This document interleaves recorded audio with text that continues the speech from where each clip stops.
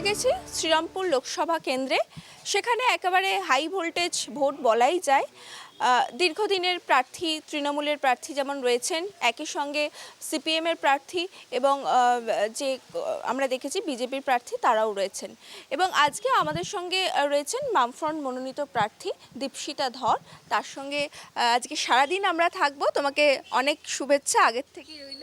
তোমাদেরকেও। প্রচণ্ড গরম, প্রচণ্ড রোদ্দুর, সবাইকে অনেকটা জল খেতে হবে, হাইড্রেটেড থাকতে হবে। একদম। আচ্ছা, আমি আজকে প্রথমেই যে বিষয়টা দিয়ে শুরু করব, তোমার নামটা খুব সুন্দর, তোমার নামের মানেটা একটু জানতে চাইছি। দীপশিতা মানের নামে আলো জ্বালাবার ইচ্ছা, মানে আমার নামটা গ্রামাটিক্যালি ইনকারেক্ট হওয়া উচিত ছিল দীপশ্বেতা, দীপযুক্ত ঈশেতা, মানে যাই হোক, তো সারমর্ম হয়েছে আমার নামের মানে আলো জ্বালাবার ইচ্ছে। তাহলে এই আলো কি জ্বলবে দীপশিতার মাধ্যমে, বামফ্রন্টের আলো চলছে। লাল ঝান্ডার যে লড়াকু মানুষরা 11 সালের পর থেকে এখন অবধি লাল ঝান্ডাকেই আঁকড়ে বেঁচে রয়েছেন, তারা আলো জ্বালাবেন। দীপশিতা তাদের মধ্যে একজন। একদমই। দীপশিতা কতটা এই লোকসভা ভোটকে কেন্দ্র করে এই শ্রীরামপুর লোকসভায় আলো জ্বালাতে পারে সেদিকেই আমাদের নজর থাকবে। চলুন তাহলে আজকে প্রার্থীর পায় আমাদের সঙ্গে।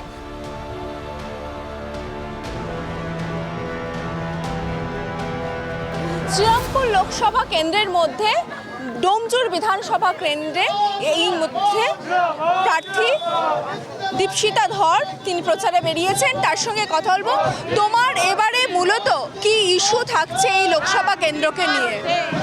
এই শ্রীরামপুর এলাকার মেজর সমস্যা হচ্ছে চাকরির সমস্যা, কর্মসংস্থানের সমস্যা, বন্ধ কলকারখানার সমস্যা। আজকে আমরা যেখানে প্রচার করছি ডোমজুরের মেজর সমস্যা হলো জলের সমস্যা। এখানে খাবার জল পাওয়া যায় না, নিকাশি ব্যবস্থার বেহাল অবস্থা। আমরা চাই একটা মাস্টার প্ল্যান তৈরি হোক, যাতে খালগুলো সংরক্ষণ করে একাধারে সারফেস ওয়াটারকে ব্যবহার করে পানীয় জল এবং তারই সঙ্গে সঙ্গে নিকাশি ব্যবস্থা।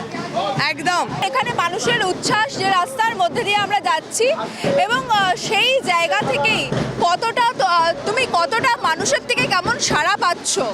দেখো, এইটা তো আমার এলাকা, আমার হোম গ্রাউন্ড, আমার বড় হওয়া, আমার পরিবারের পারিবারিক জিনিস, এই যে পারিবারিক ইতিহাস, সেটার সাথে ডোমজুর জড়িয়ে রয়েছে। তাদের কাছে আমরা তাদের ঘরের মেয়ে। একদম। আমি একটু দেখাবো মানুষের এখানের যে প্রচারের উচ্ছ্বাস, সেটাই আমি একটুখানি দেখানোর চেষ্টা করব। এখানে একেবারে মানুষের সঙ্গে মিশে পড়েছেন এখানকার যে প্রার্থী, তার সঙ্গে আমরা কথা বলার অবশ্যই চেষ্টা করব, সেই চিত্রটাই দেখাবো।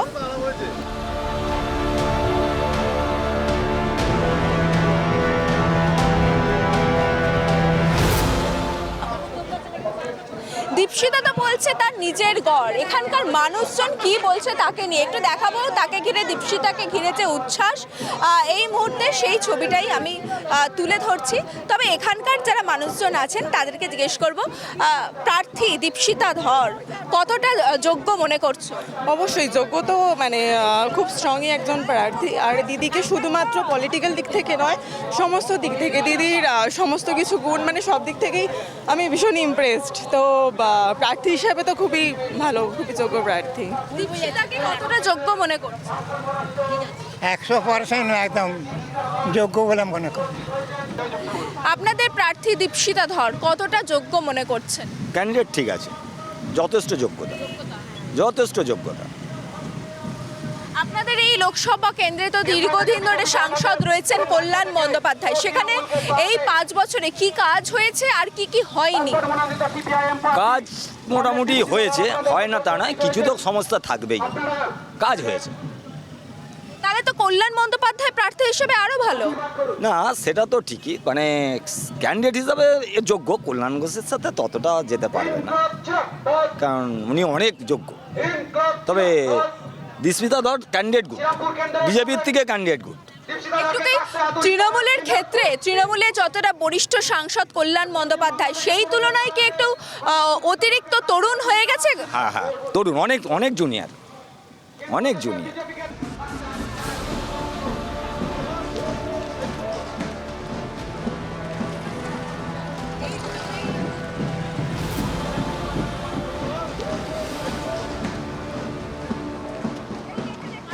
তোমাকে নিয়ে আপ্লুত এখানকার, তুমি কতটা আশাবাদী? তোমার বিপরীতে এতদিনের বরিষ্ঠ সাংসদ কল্যাণ বন্দ্যোপাধ্যায় রয়েছেন। বরিষ্ঠ সাংসদের কাণ্ড তো আমরা দেখলাম, গতকালের ঘটনা আমার এলাকারই পাশের গ্রাম পঞ্চায়েতের একজন মানুষ, তিনি খালি বলেছিলেন আশীর্বাদ করবেন, তিনি খালি বলেছিলেন দীপশিতা জিতবে। এই বলার অপরাধে তার বাড়িতে ঢুকে অসুস্থ মানুষকে মারধর করা থেকে শুরু করে তার দোকান ভেঙে দেওয়া সব তারা করেছেন। ফলে এত বরিষ্ঠ এমপি যদি উনি হতেন, তাহলে একটা বাচ্চা মেয়ে প্রথমবার লোকসভা নির্বাচনে দাঁড়ানোতে এতটা উনি ইনসিকিওর হতেন না। নমস্কার। মানুষের তো বিপুল সাড়া পাচ্ছ, কিরকম ফিল হচ্ছে? দায়িত্ব বেড়ে যাচ্ছে। এতগুলো মানুষ যারা তাদের সমস্যা যন্ত্রণার সমাধান হিসেবে আমাদের দেখছেন, আমরা যেন ওনাদের এক্সপেকটেশনটা পূরণ করতে পারি, সেইটা দায়িত্ব। একদমই একদমই এখানে তো আমি দেখতে পাচ্ছি যে ভীষণ মানুষের সাড়া, এবং দীপশিতা যেমনটা বললো, মানুষের এক্সপেকটেশন কতটা সে পূরণ করতে পারে এখন সেদিকেই তার নজর।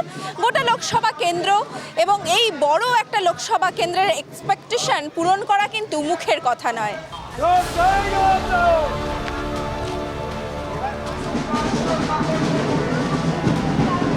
এদেরকে অ্যাকশন হিসেবে কিরকম অতি উত্তম। কিরকম এতদিনে তো সাংসদ কল্যাণ বন্দ্যোপাধ্যায় কতটা কাজ হয়েছে, কতটা কাজ হয়নি? ওই না হওয়ার মতন হয়েছে, খালি ওই ঢালাই রাস্তাগুলো একটুখানি ভাম হয়ে আছে, সেইগুলো খালি তাপ্পি দেওয়া হয়েছে। এবারে কি চাইছেন? এবারে এবার এই ক্যান্ডিডেটকে চাইছি, কাকে কাকে? দীপসা ধর। এই দিদি একটু কথা বলবো, ক্যান্ডিডেট কিরকম? সেইভাবে তো চিনি না, বাট ভালো দেখে মনে হচ্ছে। দেখে মনে হচ্ছে এতদিন কাজকর্ম হয়েছে এখানে? কাজ তো সবাই সবার মতো করেছে, যিনি নতুন আসবেন তিনিও নিশ্চয়ই কাজ করবেন। চাইছো নতুন কাউকে চাইছো? দেখুন, সেইভাবে তো বলতে পারবো না, যিনি যোগ্য হবেন তিনি আসুন, এটুকুই বলতে পারবো।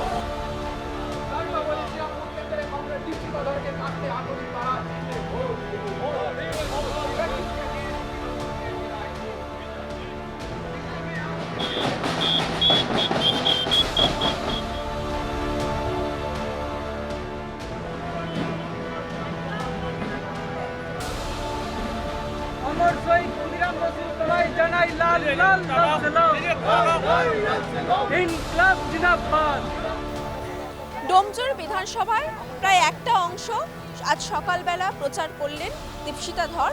এবার একটুখানি ব্রেক, লাঞ্চ ব্রেক, তারপরে আবার বিকেলের প্রচার শুরু হবে।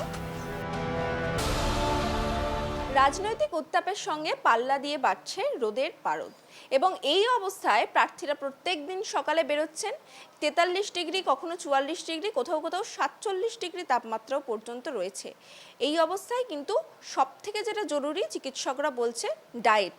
সেক্ষেত্রে দীপশিতার সঙ্গে সকাল থেকে আজকে আমরা রয়েছি। এই মুহূর্তে লাঞ্চ ব্রেক, দেখতেই পাচ্ছেন আমরা একজন এখানে কর্মী সমর্থকদের বাড়িতেই রয়েছি দীপশিতাদের, সেখানে এই লাঞ্চের ব্যবস্থা করা হয়েছে। কিন্তু দীপশিতা, তোমাকে আলাদাভাবে জিজ্ঞেস করছি, প্রত্যেক দিনই সকালে বেরোতে হচ্ছে, সেক্ষেত্রে কি ডায়েট ফলো করছো? আমার ডায়েট শুনলে যা ডাক্তারবাবুরা যারা আছেন তারা ভীষণ রেগে যাবে, এবং আমিও চাইবো না যে বেশিরভাগ সাধারণ মানুষ আমার ডায়েট জানুক, কারণ যেহেতু আমার খাওয়ায় অনেক ধরনের বাজ বিচার আছে আর কি। আমি ছোটোবেলায় যেহেতু ঠাকুমার কাছে অনেকটা সময় থেকেছি, ফলে যা হয় একটুখানি আদরে বাদর হয়ে গেছে। আমি প্রচুর কিছু খাই এবং প্রচুর কিছু খাই না। ফলে আমি যেমন সবজি কিছু খাই না, মাছ খাওয়া ছেড়ে দিয়েছি বহু বছর হলো, মাংস এবং ডিমটাই হচ্ছে আমার পছন্দের খাবার। এবার ফলে যে বাড়িতেই যাচ্ছি ভাত ডাল আলু পোস্ত এটা একদম স্টেপল। এইবার কোনো দিন মাংস, পাঠা অথবা মুরগি, কোনো দিন চিংড়ি মাছ পর্যন্ত আমি খাচ্ছি এই গরমে এই রোদ্দুরে প্রায় দুবেলা। ভয়ঙ্কর ব্যাপার তো। ভয়ঙ্কর ব্যাপার, ঠিক সেই কারণে আমি বললাম যে এটা খুব অস্বাস্থ্যকর একটা খাবার। প্লিজ কেউ এটাকে ফলো করবেন না। ফর সাম স্ট্রেঞ্জ রিজন এখন আমার বডি সার্ভাইভ করছে, কিন্তু এটা উচিত নয়। আজকে আমি চেষ্টা করেছিলাম এবং বলেছিলাম যে আজকে মাংস রান্না করার জন্য, কিন্তু আসলে এটা খুব ন্যাচারাল ফিলোসফি। আমাদের বাঙালি পরিবারের যদি বাইরে থেকে কেউ আসেন, প্রথম দিনের জন্য যদি আসেন, সে যদি মানুষ তার বাড়িতে নিজের জন্য যদি খাবার না থাকে, বাট অতিথির জন্য তিনি একদম ঢেলে খাবার ভরিয়ে দেন। ফলে আমি যতই বলছি, বায়না করছি যে না গো আমি খাবো না গো, আমার শরীর খারাপ, কেউ শুনছেন না। প্রত্যেকের আপ্যায়ন ভালোবাসায় আমি অনেক উল্টোপাল্টা জিনিস খেয়ে ফেলছি। ঠিক আছে, আপ্যায়ন ভালোবাসা তো চলবেই, প্রার্থীরা নিজের মতো করে প্রচারও করবে। তবে এই মুহূর্তে ভীষণ খিদে পেয়ে গেছে, এইবার খাওয়াটা শুরু করতে হবে আমাদেরও। চলুন, খাওয়ার পরে আবার আসছি।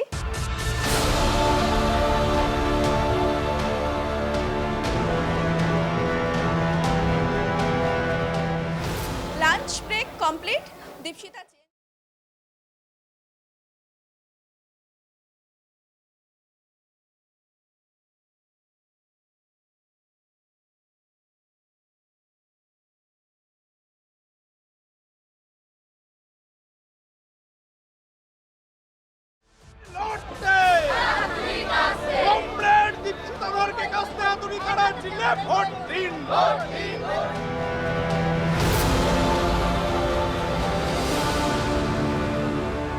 আজকে মোটামুটি সারাদিনে ডোমজুর, কখনো উত্তরপাড়া, কোন্নগর একাধিক অংশ ঘুরলেন দীপশিতা এবং সেখানকার মানুষের সঙ্গে একেবারে গ্রাউন্ড লেভেলে জনসংযোগ যেটা বলে সেটা করলেন এবং সেই ছবি আমরা প্রথম থেকে তুলে ধরছিলাম।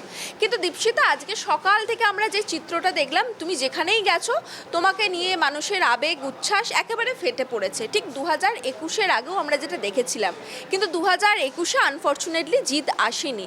সেক্ষেত্রে কি কি ভুল হয়েছিল এবং সেগুলোর থেকে কতটা শুধরালে নিজেকে এবার? আসলে ভুল আমি ঠিক বলবো না। 2021-এর নির্বাচনটা একটা খুব পোলারাইজ নির্বাচন হয়েছিল। কিছু মানুষ চেয়েছিলেন যেন তেন প্রকারেণ তৃণমূলকে হারাতে হবে, অতএব আমরা বিজেপিকে ভোট করব। কিছু মানুষ চেয়েছিলেন, খুব লেজিটলি চেয়েছিলেন, যে যেভাবেই হোক সাম্প্রদায়িক শক্তি বিজেপিকে পশ্চিমবঙ্গে ঢুকতে দেওয়া যাবে না। ফলে এই মুহূর্তে আমাদের কাছে অ্যাভেলেবেল অপশন তৃণমূল এই মুহূর্তে সংখ্যায় বেশি ইত্যাদি ইত্যাদি, ফলে তারা এনমাস তৃণমূলকে ভোট করেছিলেন। সেই পোলারাইজেশন এই মুহূর্তে নেই।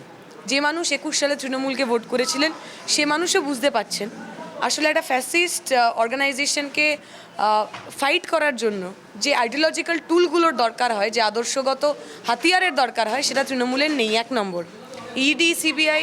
তোমাকে আমি একটু থামাচ্ছি, তুমি একটা বললে অ্যাভেলেবেল অপশন ছিল তৃণমূল, কিন্তু তৃণমূল যদি সেক্ষেত্রে ধরি তারা এই 10 বছর কি আরও কয়েক বছর এখনো অবধি করছে, রাজত্ব করছে। তোমরা 34 বছর রাজত্ব করে গেছিলে, তো তোমাদেরকে মানুষ কেন বাঁচলো? ডেফিনেটলি অ্যাভেলেবেল অপশন, কারণ মানুষ তো 2021-এর নির্বাচন করছেন 2019-এর প্রেক্ষিতে। 2019-এ তৃণমূলের ভোট শেয়ার, তৃণমূলের সংখ্যা আমাদের চাইতে অনেক বেশি, ফলে সেক্ষেত্রে মানুষের মনে হয়েছিল। কিন্তু যে মানুষ 21-এ তৃণমূলকে ভোট দিয়েছেন তাদেরও মনে হয়েছে 1 নম্বর ওদের সেই আইডিওলজিক্যাল টুল নেই, দ্বিতীয় এই যে বিভিন্ন চুরি ডাকাতির কারণে ইডি, সিবিআই দিয়ে যে কোনো দিন তৃণমূল নেতাদের ব্ল্যাকমেল করা যায়, যে কোনো দিন তৃণমূল নেতারা স্যারেন্ডার করবেন যদি তাদের ওই চুরি ডাকাতিগুলো বিজেপি ঠিকঠাক জায়গায় ধরতে পারেন। ফলে তৃণমূল যে আর একেবারেই বিশ্বাসযোগ্য বিজেপি বিরোধী শক্তি নয় সেইটা খানিকটা পরিষ্কার হয়েছে। যে মানুষ তৃণমূলকে হারানোর জন্য বিজেপিতে গেছেন তারা দেখলেন তৃণমূলের সবচেয়ে বড় নেতা বা তৃণমূলের যাদের বিরুদ্ধে সবচেয়ে বেশি অভিযোগ তারা খুব সহজেই বিজেপির পোস্টার বয় হয়ে যেতে পারছেন, তাদের কোথাও কিছু আটকাচ্ছে না। তাহলে যে মানুষ তৃণমূলের অত্যাচার থেকে বাঁচার জন্য বিজেপিতে ভোট দিচ্ছেন তিনি দেখছেন তৃণমূলের অত্যাচারেই তো আগামী দিনে বিজেপির নেতা হয়ে যাচ্ছে, তাহলে বিজেপিকেও দিয়েও যে তৃণমূলকে আটকানো যাবে না সেটাও পরিষ্কার হয়েছে। তোমাদের মূল লড়াইটা তাহলে কাদের বিরুদ্ধে, তৃণমূল না বিজেপি? তৃণমূল এবং বিজেপি। 2024-এর নির্বাচন কেন্দ্র থেকে বিজেপিকে সরানোর নির্বাচন, সাম্প্রদায়িক রাজনীতির বিরুদ্ধে কথা বলার নির্বাচন। পশ্চিমবঙ্গে যারা বিজেপিকে পরিসর তৈরি করেছে, রাজনৈতিক পরিসর, পশ্চিমবঙ্গে যারা সাম্প্রদায়িক রাজনীতি করার জন্য আবহাওয়া তৈরি করেছে সেই দলটার নাম তৃণমূল। অতএব শুধু বিজেপিকে হারালে চলবে না, বিজেপিকে যারা জায়গা করে দিচ্ছেন প্রতিদিন প্রতিনিয়ত আমার পশ্চিমবঙ্গের বুকে সেই তৃণমূলকেও হারাতে হবে। কিন্তু বিধানসভায় শূন্য থেকে লোকসভা ভরাতে পারবে তোমরা? একটা সময় ছিল, ধরো তুমি 2014 সালই ধরো, 2014 সালের আগে বিজেপির কতগুলো আসন, 2019 সালের আগে বিজেপির কতগুলো আসন পশ্চিমবঙ্গে। সুতরাং মানুষ যখন ভোট দেন সেক্ষেত্রে তো খুব সেখানে ক্যালকুলেশনের জায়গা থাকে না। মানুষ যখন বদল চান, মানুষ যখন মরিয়া হয়ে ভোট দেন তখন অনেক হিসেব নিকেশ, অনেক স্ট্যাটিস্টিক্স বদলে যায়। এইবারও মানুষ মরিয়া হয়েই ভোট দিচ্ছেন। 26,000 ছেলেমেয়ের চাকরি গেছে, চোখের সামনে মানুষ দেখেছেন, তৃণমূলের সমর্থকও দেখেছেন। 2016 সালের যে প্যানেল তৈরি হওয়া, 2016 সালে যারা টাকা খেলো, তৃণমূলের সেই সময়ের নেতা শুভেন্দু অধিকারী আজকে বিজেপির নেতা, মানুষ দেখেছেন। সবচেয়ে বেশি ছেলেমেয়ের চাকরি গেছে পূর্ব মেদিনীপুর জুড়ে, কোনো মানুষ বোকা নন। তাই মানুষ এবার ভবিষ্যৎ বাঁচাতে, নিজের জীবন বাঁচাতে, নিজের মানসম্মান বাঁচাতে, সন্দেশখালির ঘটনা যাতে আর রিপিট না হয় তাই তারা ভোট করবেন এবং তারা আমাদের পক্ষে ভোট করবেন। 2021-এর নির্বাচনেও যদি ধরি বা তার আগেও আমরা দেখেছি তোমরা কংগ্রেসকে জাতিশত্রু বলতে, এবং 2021-এর নির্বাচনেও যখন জোট হয় তারপরেও তোমাদের নেতৃত্ব শেষমেশ যখন সেই জোট ফলপ্রসূ হলো না সেক্ষেত্রে বলেছিল যে আমাদের ঐতিহাসিক ভুল, আবার জোট, আবার ঐতিহাসিক ভুল হবে না তো? না, আমরা কোনোদিনও জাতিশত্রু বলিনি। 1970-77 সালে আমরা যখন শ্রেণীর রাজনীতি করছি আমরা বলেছিলাম যে সেই সময় জোরদারদের সাথে লড়াই, জমিদারদের সাথে লড়াই, তাদের একটা বড় অংশ সেই সময় কংগ্রেসের সমর্থক, কংগ্রেসের কর্মী, কংগ্রেসের ইত্যাদি। কিন্তু এই মুহূর্তে দাঁড়িয়ে আমাদের লড়াইটা কি? লড়াইটা ভারত বাঁচানোর লড়াই। লড়াইটা এমন একটা শক্তির বিরুদ্ধে যারা আমার ভারতের, মডার্ন ভারতের যে প্রিন্সিপাল সংবিধান, সেই সংবিধানকে মানে না, যারা খুলে আম বলছে যে আমার দেশটা হিন্দু রাষ্ট্র হবে, সেখানে দাঁড়িয়ে আমাদের প্রাথমিক কাজ দেশকে বাঁচানোর। কোথাও আমরা আমাদের শ্রেণী লড়াই থেকে সরে আসিনি। তাই তো আমরা বলেছি আসন সমঝোতা হয়েছে, তাই আমরা বলেছি ইন্ডিয়া একটা platform a platform of all non-BJP parties who are willing to fight the BJP, who are willing to fight the fascist. So আমাদের আইডিওলজিক্যালি আমরা খুব পরিষ্কার, আমরা বলছি এইটা ভারত বাঁচানোর লড়াই, সংবিধান বাঁচানোর লড়াই। যারা যারা সত্যিকারের লড়তে চান, তৃণমূলের মতো মক ফাইট নয়, তৃণমূলের মতো ছায়া যুদ্ধ না, যারা আইডিওলজিক্যালি বিজেপিকে লড়তে চান তারা সঙ্গে আসুন। তাই আমরা অনেকগুলো মানুষ একসাথে এসেছি, সঙ্গে এসেছি। এই যে তোমরা বললে যে তোমরা দীর্ঘদিন ধরে আন্দোলন করে যাচ্ছ, 34 বছর ধরে তোমরা এখানে রাজত্ব করেছো, তোমাদের সঙ্গে জোট যাদের সঙ্গে কংগ্রেস, তারাও দীর্ঘদিন ধরে সেন্ট্রালেও ছিল। সেই জায়গা থেকে দাঁড়িয়ে এবার ভোটে একটা কেন্দ্রকে ডায়মন্ড হারবারে প্রার্থী দিতে গিয়ে তোমাদের আইএসএফকে নিয়ে এত কাড়াকাড়ি করতে হচ্ছে, একটা সবে তরুণ দল। দেখো, আমরা যদি চাইতাম, আমরা সিপিআইএম, আমি বামফ্রন্টের কথাও বলছি না, সিপিআইএম এককভাবে 42টা আসনে প্রার্থী দিতে পারতাম। কিন্তু আমরা তো রাজনীতি করি ইগো বুস্ট করার জন্য নয়, আমরা রাজনীতি করি সমাজ বদলের জন্য, রাজনীতি করি আমার গ্রাম বাংলার সাধারণ মানুষের, তাদেরকে ভালো রাখার জন্য। সেখানে আমাদের মনে হয়েছে তৃণমূল বিজেপি বিরোধী সমস্ত মানুষের একসাথে আসা উচিত, ঐক্যবদ্ধ লড়াই হওয়া উচিত। বিধানসভায় হয়েছে, পঞ্চায়েতে হয়েছে। যেহেতু নওশাদ সিদ্দিকী আইএসএফের নেতা, সংযুক্ত মোর্চার এমএলএ, তিনি বলেছিলেন তিনি ডায়মন্ড হারবার থেকে লড়তে চান, আমরা বলেছিলাম আমরা কোনো অসুবিধা নেই, যদি আমাদের আইএসএফকে ডায়মন্ড হারবারের মতো একটা গুরুত্বপূর্ণ সিট ছাড়তে হয়, সাধারণ মানুষের জন্য, বিজেপি তৃণমূল বিরোধী ঐক্যের জন্য বামপন্থীরা তৈরি, বামফ্রন্টের প্রত্যেক শরিক আমরা তৈরি ছিলাম। আনফর্চুনেটলি সেটা হয়নি। এটা ভাবার কোনো কারণ নেই যে আমরা কারুর জন্য কোথাও অপেক্ষা করছিলাম, এটা উদ্ধত থেকে বলছি না। আমরা এখনও চাই সমস্ত তৃণমূল বিজেপি বিরোধী মানুষ একসাথে আসুক, লড়াই করুক, পঞ্চায়েত নির্বাচনের মতো আমরা কাঁধে কাঁধ রেখে লড়াই করি। যেখানে যেখানে হয়নি আনফর্চুনেট, কিন্তু আমি বিশ্বাস করি বহু জায়গায় নিচুতলার মানুষ তারা একসাথে across the party line Trinamool বিজেপির চোর ডাকাতদের বিরুদ্ধে ভোট করবে। যে সেটিং তত্ত্ব তো বিজেপি এখন বলছে যে তোমাদের মধ্যেও কোথাও সেটিং হচ্ছে, যার জন্য তোমরা অভিষেকের বিরুদ্ধে প্রার্থী দিতে চাইছিলেন এবং সেখানে নওশাদকে খাড়া করতে চাইছিলেন। না না, আমরা তো আবার বললাম, আমি আবার কথা রিপিট করবো, নওশাদ নিজে চেয়েছিলেন, তাই আমরা নওশাদকে সাপোর্ট করছিলাম। যখন নওশাদ বলেছেন তিনি দাঁড়াবেন না, আমরা প্রতিকুর রহমানকে দাঁড় করিয়েছি। এবং প্রতিকুর রহমানকে যারা চেনেন তারা জানেন ডায়মন্ড হারবারের ছেলে, ডায়মন্ড হারবার থেকে রাজনীতি করে মার খেয়ে এই টিকে থাকা ছেলে। সে কোনো প্যারাশুটের নেতা নয়, কারুর ভাইপো নয়, কারুর জামাই নয়, কারুর কেয়ার অফিসে রাজনীতি করতে আসেনি, কারুর কেয়ার অফিসে নেতা হয়নি। সে জনতার নেতা, ছাত্রদের নেতা, ডায়মন্ড হারবারের নেতা। আমরা আমাদের বেস্ট ফুট ফরওয়ার্ড দিয়েছি। ডায়মন্ড হারবারে প্রতিকুর রহমান অভিষেক ব্যানার্জির চোখে চোখ রেখে লড়ছে। কোনোদিনও ওর দেওয়াল মুছে দিচ্ছে, কোনোদিনও ওর গাড়ির ড্রাইভারকে ধমকাচ্ছে, চমকাচ্ছে। একদিনের জন্য প্রতিকুর রহমানকে ডরাতে পারেনি, ভয় পাওয়াতে পারেনি। আমাদের ভরসা আছে ওই অভিষেক ব্যানার্জির বিরুদ্ধে, হোয়াট এভার রাজপুত্র যুবরাজ যাই আপনারা বলুন না কেন, তার বিরুদ্ধে আমরা মানুষের নেতা, আমার প্রজন্মের নেতা, আমাদের ক্যাপ্টেনকে দাঁড় করিয়েছি। এত বছর ধরে আমরা দেখে এসেছি তোমাদের যারা নেতৃত্বরা রয়েছে সবাই প্রত্যেকেই বরিষ্ঠ। আচমকা 2021 থেকে যে ট্রেনটা চলে এলো, আচমকা তোমাদের তরুণ মুখদের নিয়ে আসা হলো, অবশ্যই খুব ভালো, রাজনীতিতে তরুণরা আসবে সেটাই খুব স্বাভাবিক। কিন্তু একেবারে এই যে তোমাদের রাজনীতিতে নামিয়ে সরাসরি কখনো বিধানসভায় কখনো লোকসভায় হেভি ওয়েট ক্যান্ডিডেটদের বিরুদ্ধে দাঁড় করিয়ে দিচ্ছে, মানে দল একেবারে যখন ভরাডুবি, সেখানে তোমাদেরকে কোথাও ঢাল করা হচ্ছে না? প্রথম কথা, আমাদেরকেও রাজনীতিতে নামায়নি। আমরা প্রত্যেকে 18 বছর বয়সের ওপরের মানুষ, আমরা প্রাপ্তবয়স্ক মানুষ। 2011 সালে সিপিআইএম সরকারে না থাকার পর আমরা ডিসিশন নিয়েছিলাম, আমাদের ডিসিশন ছিল আমরা লাল ঝান্ডার রাজনীতি করব, বামপন্থার নীতি আদর্শ বাঁচাবো, তাই আমরা রাজনীতিতে এসেছি। দ্বিতীয়ত, আমাদের কাছে নির্বাচনে লড়াই করা খুব আহামরি কিছু ব্যাপার নয়। তৃণমূলে হয় টিকিট পেলাম না বলে কেঁদে ভাসিয়ে দিলাম, তৃণমূলে হয় টিকিট পেলাম না বলে মাইকে দাঁড়িয়ে বললাম আমি এত মেহনত করলাম, এত পরিশ্রম করলাম, আমাকে টিকিট দিল না গো, তারা কান্নাকাটি করেন। আমাদের কাছে টিকিট পাওয়াটা আমাদের জীবনের মূল লক্ষ্য না। আমাদের জীবনের মূল লক্ষ্য সমাজ পরিবর্তন, পশ্চিমবঙ্গের দিন বদলানো। সেখানে দাঁড়িয়ে নির্বাচন একটা জরিয়া, নির্বাচন একটা মাধ্যম। আমরা সেই মাধ্যমে একটা কাজ করছি। কাল যদি আমাদের পার্টি নেতারা বলতো তোমাদের গিয়ে খালি প্রচার করতে হবে, হ্যান্ডবিল বিলি করতে হবে, আমরা সেটাও একই টেনাসিটির সাথে করতাম। আমাদের কাছে কোনো পজিশন, কোনো ছোট পদ, সেগুলো মানে ওই পজিশনগুলো আলাদা করে ছোট বড় কিছু নয়। আমরা নেমেছি কারণ আমরা প্রত্যেকে আমাদের অংশের, আমাদের রাজনীতির নেতা, নেতৃত্ব বা মুভমেন্টের আমরা নেতৃত্ব দিয়েছি। ছাত্র আন্দোলন হতে পারে, মীনাক্ষীদিরা যুব আন্দোলনের নেতৃত্ব দিয়েছেন।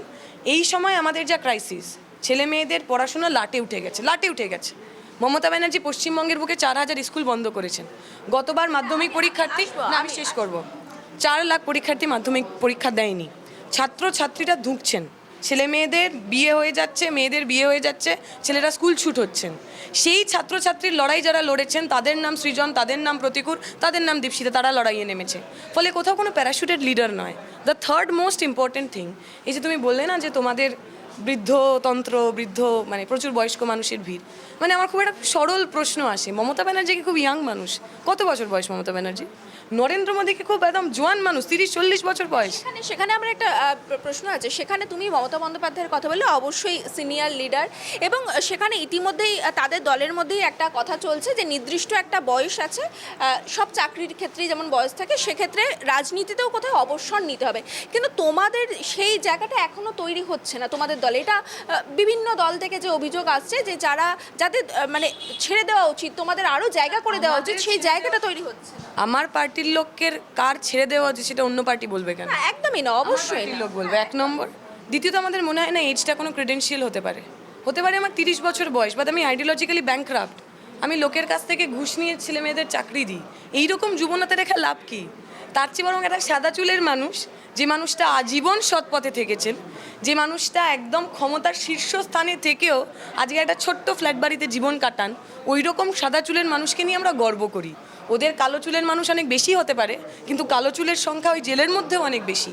এমন কালো চুলের মাথা, এমন কারাপ্টেড লোক আমাদের চাই না। আমাদের কাছে রাজনৈতিক ক্রেডেন্সিয়াল হলো সে আইডিওলজিক্যালি কতটা কনভিন্সড, সে মানুষের জন্য কতটা কাজ করছে, তার নিজের জীবনযাপনে কতটা ট্রান্সপারেন্সি, কতটা অনেস্টি রয়েছে, সেইটা আমাদের ক্রাইটেরিয়া। 60 বছর, 70 বছর, 30 বছর, এগুলো বুর্জোয়া পার্টিতে হয় যাদের আইডিওলজি নেই, আমাদের হয় না। দেখো দীপশিতা, তুমি যেমনটা বললে যে তোমরা যারা তরুণ মুখ নিজেদের ইচ্ছা থেকে এসেছো, অবশ্যই অ্যাডাল্ট তোমরা প্রত্যেকেই নিজেদের ইচ্ছা থেকে আসবে, সেটাই স্বাভাবিক।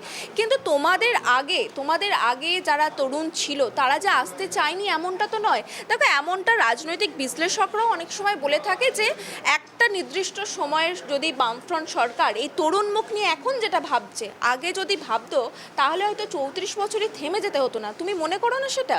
না, আমি সেটা মনে করি না। কারণ আমার খুব মনে আছে আভাস রায়চৌধুরী যখন প্রথমবার নির্বাচনে লড়ছিলেন, আমাদের কাছাকাছি বয়স। পলাশ দা যখন নির্বাচনে লড়েছেন তখন ওই রকমই বয়স। আমার মনে হয় না। এবং সুজন দা যখন এমপি হয়েছেন, এমএলএ হয়েছেন, এই এলাকার শান্তশ্রী চ্যাটার্জি যখন এমএলএ হয়েছিলেন 31 বছর বয়স ছিল আমার বয়সী। সুতরাং এই যে একটা ন্যারেটিভ আছে না, একটা ভাষ্য রয়েছে যে ওমা সিপিআইএমের নতুনদের জায়গায় করে দেওয়া হয়নি, এটা একটা ফ্লড, এটা অ্যাবসলিউটলি রং আন্ডারস্ট্যান্ডিং। তুমি এই প্রশ্নটা করতে পারো 34 বছর আমরা থেমে গেলাম কেন? তার জন্য অন্য আইডিওলজিক্যাল কোয়েশ্চেন রয়েছে। 34 বছর একটা দল থাকার কারণে, সরকারে থাকার কারণে, বুর্জোয়া পলিটিক্সে থাকার কারণে বিভিন্ন ধরনের আগাছা জড়ো হয়েছিল। এমন মানুষ আমাদের সঙ্গে ছিলেন যারা আমরা ক্ষমতায় আছি বলে এসছেন, পার্টির আইডিওলজিতে কনভিন্সড হয়ে আসেননি। তারা আমার পতনের কারণ। বৃদ্ধতন্ত্র, সাদা চুল, এগুলো খুব লঘু কথা হয়ে যায়। তো তুমি যেমন বললে তোমাদের ক্ষমতা দেখে এসেছে, সব থেকে এখন যেটা হট টপিক সন্দেশখালী এবং সেখানকার শাহজাহান, তাকে নিয়ে তৃণমূল তো রীতিমতো বলছে যে শাহজাহান তোমাদের প্রোডাক্ট। আচ্ছা, আমি প্রথমত সেটা মিথ্যে কথা। ধরে নিলাম শাহজাহান আমার প্রোডাক্ট, আমাদের প্রোডাক্ট। মমতা ব্যানার্জিকে কে মাথার দিব্যি দিয়েছিল যে আমার প্রোডাক্ট, আমার গুন্ডা, আমার ধর্ষক, তাকে তোমাকে দলে নিতেই হবে? বিমান বসু কি মাথায় বন্দুক ধরেছিলেন? বুদ্ধদেব ভট্টাচার্য কি বলেছিলেন তোমাকে শাহজাহানকে দলে নিতেই হবে মমতা, নাহলে আমি এখানে আত্মহত্যা করে দেবো? বলেননি তো। আমরা তো কেউ জোর করিনি শাহজাহানকে তৃণমূলে নেওয়ার জন্য। তৃণমূল শাহজাহানকে নিল কেন? প্রথমত উনি আমার দলের কেউ ছিলেন না। যদি মমতা ব্যানার্জির কথা ঠিকও হয়, তাহলে মমতা ব্যানার্জির এতটুকু বোধ বুদ্ধি নেই যেরকম একটা প্রবলেমেটিক এলিমেন্ট, এমন একটা নষ্ট মানুষ, তাকে তিনি তার পার্টিতে নিলেন। এখন যখন সমস্ত ওই কালা চিট্টা যাকে হিন্দিতে বলে সেগুলো চোখের সামনে এসছে, তখন উনি অন্যের ঘাড়ে দোষারোপ করছেন। আমরা সবাই জানি মমতা ব্যানার্জি গুন্ডা কন্ট্রোলকারী নেত্রী। মমতা ব্যানার্জি ওই প্রিজন ভেঙে গুন্ডাদের বার করে এনেছিলেন কালীঘাটে। উনি আমাদের গুন্ডাদের কন্ট্রোল করা নিয়ে, কোন পার্টির কোন গুন্ডা সে নিয়ে যত জ্ঞান কম দেন তত ভালো।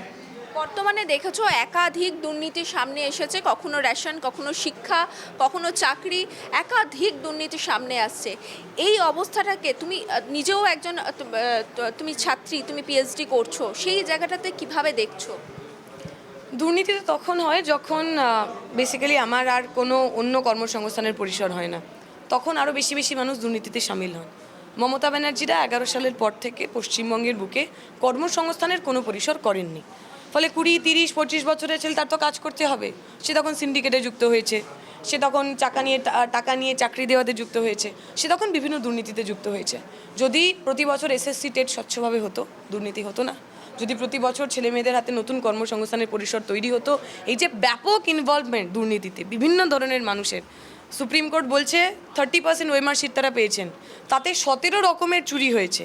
মানে মানুষ প্রচণ্ড ক্রিয়েটিভ, তারা ভাবছেন, কিন্তু ক্রিয়েটিভিটি যেহেতু দেখানোর অন্য কোনো জায়গা নেই, তাই তারা চুরিতে ক্রিয়েটিভ হচ্ছেন, ছাপ্পা মারাতে ক্রিয়েটিভ হচ্ছেন, ব্যালট খেয়ে ফেলাতে ক্রিয়েটিভ হচ্ছেন।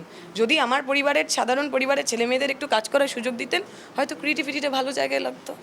আর একটাও তো হতে পারে যে সিপিএম যদি প্রাইমারি স্কুলে ইংরেজি আটকানোর বিরোধিতা না করতো, তাহলেও হয়তো মানুষজন একটু শিক্ষিত হতে পারতেন। প্রথমত ইংরাজির সঙ্গে শিক্ষার কোনো সম্পর্ক নেই। আমি ইংরাজি জানি মানে আমি শিক্ষিত, যে মানুষ ইংরাজি জানেন না সে অশিক্ষিত, এটা একটা অ্যাবসলিউট কলোনিয়াল হ্যাংওভার। আমরা আশা করবো এই প্রজন্মের ছেলেমেয়েরা আমরা সেই কলোনিয়াল হ্যাংওভার রাখবো না, 1 নম্বর। দ্বিতীয়, আমি নিজে প্রাইমারি স্কুলের ছাত্রী, আমি ক্লাস 2 থেকে ইংরাজি পড়েছি, এবং ধরা যাক যদি ইংরাজি তুলে দেওয়াটাই প্রশ্ন হতো, তারপরে তো এতগুলো বছর চলে গেল।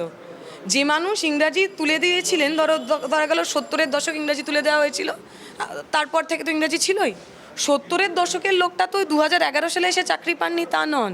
বা যে লোকগুলো এখন দুর্নীতি করছেন, তৃণমূলের বাইক বাহিনী, গুন্ডা বাহিনী হয়ে যারা ঘুরে বেড়াচ্ছেন, তারা তো সরকারি স্কুলে ইংরাজি পড়েছেন, ইংরাজি পড়েই তো তারা এই সমস্ত করছেন। সৌগত রায় তো একজন ভীষণ শিক্ষিত মানুষ, যিনি টাকা নেওয়ার পর ইংরাজিটা শিখেছিলেন বলেই থ্যাংক ইউটা বলতে পেরেছিলেন।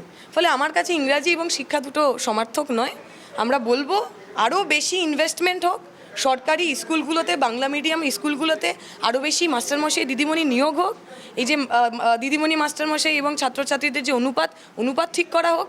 আমার বাংলা মিডিয়ামের ছাত্রছাত্রীরা মেধাবী, তাদের কোনো ভাষার তারা ইংরাজি বলতে পারেন না বা তারা ইংরাজি পড়েননি বলে কোথাও পিছিয়ে থাকবেন, কথা আমি বিশ্বাস করি না। আমার বাংলা মিডিয়ামের ছাত্রছাত্রীরা আজকে সারা দুনিয়া, সারা বিশ্ব কাঁপিয়ে বেড়াচ্ছে।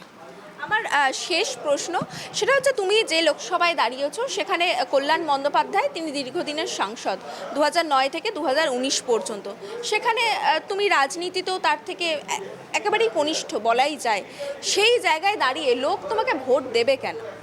লোক আমাকে এই কারণে ভোট দেবে, কারণ ঘুষ নিয়ে যারা চাকরি পেলেন তাদের চাকরি বাঁচানোর জন্য আমি কোর্টে সওয়াল করিনি। তারা আমাকে এই কারণে ভোট দেবেন কারণ তারা বিশ্বাস করেন তাদের জনপ্রতিনিধি এমন মানুষ হন যে মানুষ হেডলাইনে থাকবেন তাদের হয়ে কাজ করার জন্য, কুকথা বলার জন্য, গালিগালাজ করার জন্য, মহিলাদের সম্পর্কে খারাপ মন্তব্য করার জন্য না। আমি এই কারণে বিশ্বাস করি সাধারণ মানুষ আমাকে ভোট করবেন, কারণ মানুষও চান একটা পরিবর্তন হোক, যে পরিবর্তনে তারা গর্ব করে বলতে পারেন আমার এমএলএ, আমার এমপি, আমার জনপ্রতিনিধি কোনো চোর ডাকাত বা তাদের দালাল নয়, সে আমার পরিবারের মেয়ে, আমার মতোই সাধারণ পরিবারের মানুষ। সেই জন্য সাধারণ মানুষ আমাদের ভোট করবেন। তোমাকে অনেক ধন্যবাদ এবং আগাম শুভেচ্ছা রইল আমাদের চ্যানেলের পক্ষ থেকে। আর ওই দীপশিতা যেমনটা বলল যে আগামী দিন কাকে ভোট দেবে, কল্যাণ বন্দ্যোপাধ্যায় না দীপশিতা, সেটা তো আগামী দিন 4 জুনই বোঝা যাবে এখানকার মানুষ কাকে চাইছেন। এবং ততদিন তো নজর রাখতেই হবে আমাদের চ্যানেলে। আমরা প্রত্যেক দিন আপনাদের বিভিন্ন প্রার্থীর এইভাবেই বক্তব্য সামনে তুলে ধরবো।